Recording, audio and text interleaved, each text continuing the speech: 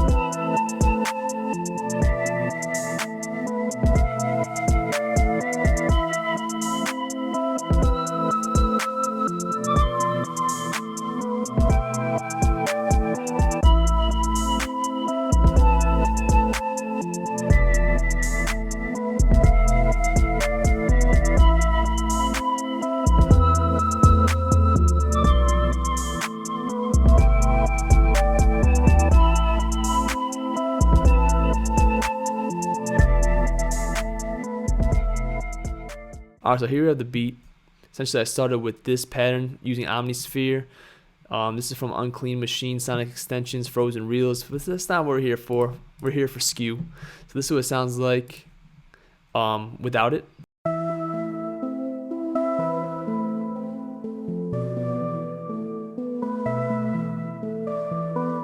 So with it, here's the plugin right here. Before I play it with it on, I'll explain what I'm doing. I have it on quarter note. Overlap 50%, crossfade 100. Now the crossfade is essentially a dry wet. Crossfade 100%, it's only the reverse signal. Crossfade at 0%, it's only the dry signal, which is the original. And 50%, according to the manual and my tests, 50% is pretty much 100% both sides. So that's what I have it at, and this is what it sounds like with it all on.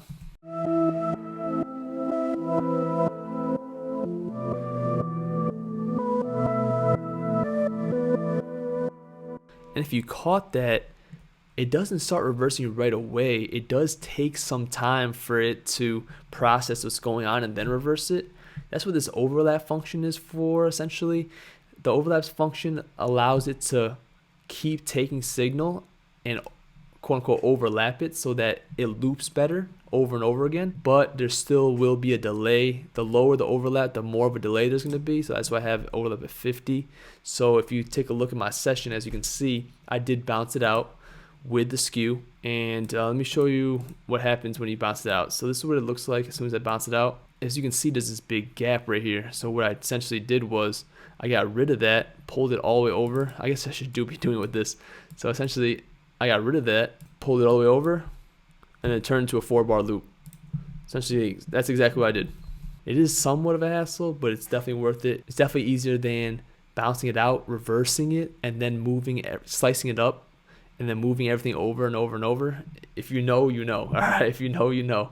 So this is what it sounds like after I bounce it out, and I have an EQ on it, but that doesn't really matter.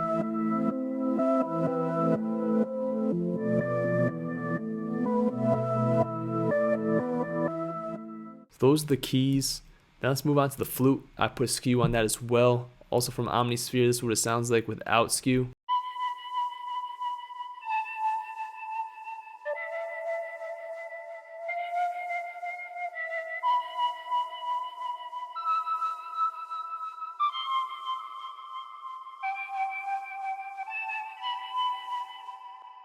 For this one, it's pretty much the same, except that the crossfade's at 50%.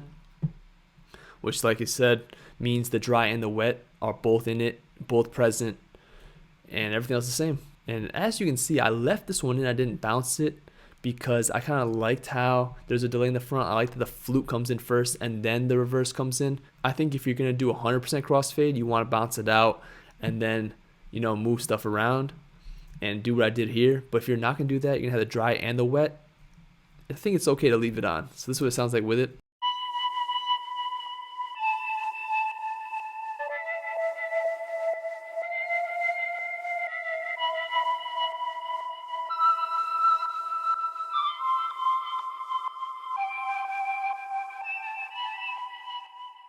As you can see, it's not really doing too much, but it adds this nice little layer to it that I really like. And I think it fits really well with the reverse keys.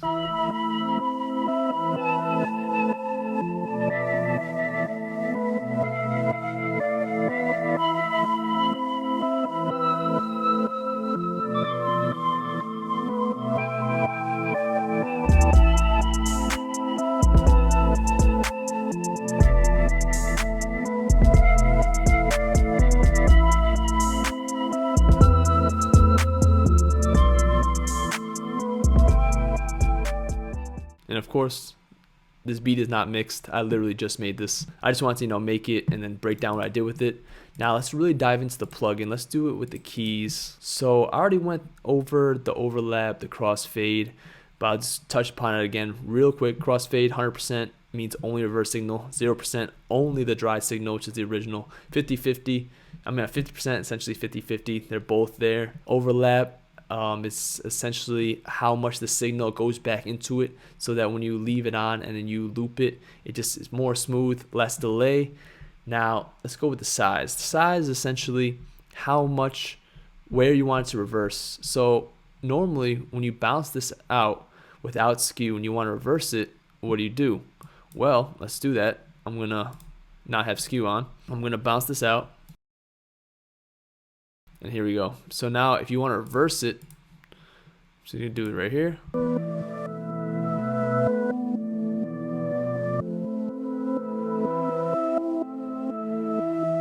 It reverses from this way, that way. But what if I want this reverse, this reverse, this reverse, this reverse?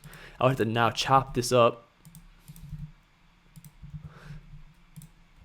and then move everything over in order to get what I want. But this eliminates the need for that, so I'm gonna get rid of this, and you can just get everything reversed. So now you have 1/4. It's just gonna be exactly what it says, is a quarter note, and then you can completely change it to 1/16, or you can even change the top. That's obviously 1 bar, and yeah, you can essentially choose exactly the speed of the reverse you want. Like, where do you want to reverse here? You can do that. You want to reverse here?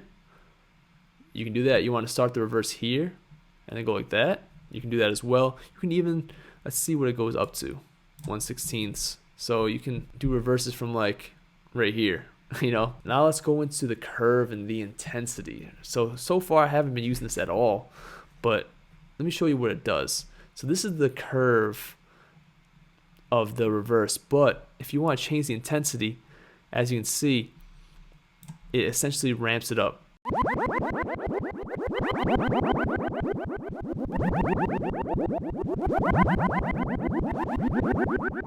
Like, that's pretty cool, honestly. You could probably do some cool effects with that, but obviously most likely you're not gonna be at 100%. If you want to blend them in,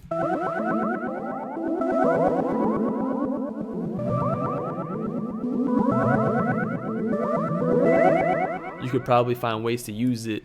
You can also change the curve to be more downwards.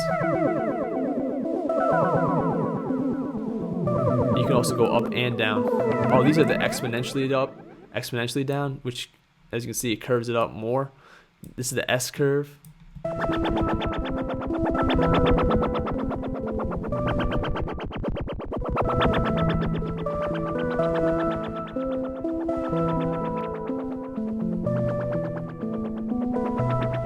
You can really get pretty creative with this.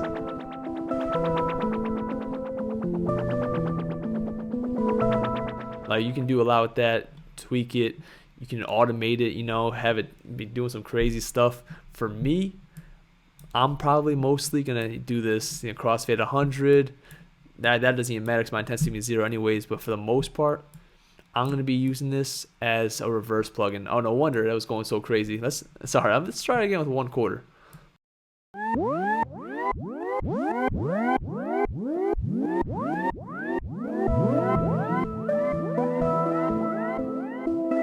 A lot more manageable.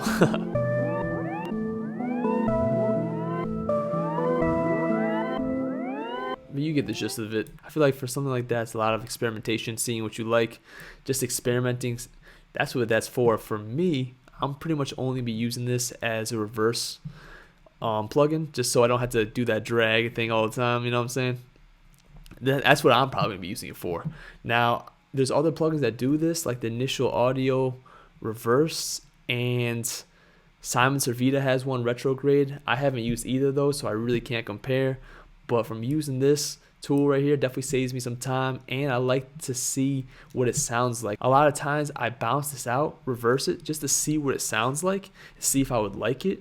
But this eliminates that, you know, and I can just throw it on there, see what it sounds like reversed. I can change all this stuff right here, see what it sounds like reversed, and just see where the reverse sounds good and stuff like that. So I think that's really handy. Also, this plugin is only $29. I think that's a pretty good deal. I'm not sure how much the Initial Audio plugin costs, but I think Simon Servita costs the same.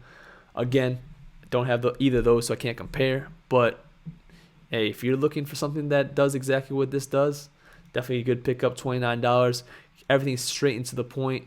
It looks nice, honestly, very simple, but it's clean, you know. That's gonna be it for this one. And as always, if you like what you saw, you like what you heard, give me a thumbs up, leave a comment, let me know exactly what you think, subscribe for more videos. I would have to say I definitely can recommend this plugin. $29, add it to your toolbox. You know, it can do a lot, save you some time, and also, you know, get creative with it. I think it's a great plugin, definitely would recommend. And yeah, if you have the plugin, or you know, after watching this video, let me know in the comments exactly what you think about it, and if this is something you would use or already are using. Also, if there's any plugins that you guys want me to take a look at, I'll definitely check them out. You know, if they're free, definitely check them out. If they're paid, maybe I'll download a trial or possibly buy the plugin. You know, I say this every time, but I am addicted to plugins. But yeah, it's gonna be it for this one. Thanks for watching, thanks for listening. See you guys next time. Peace.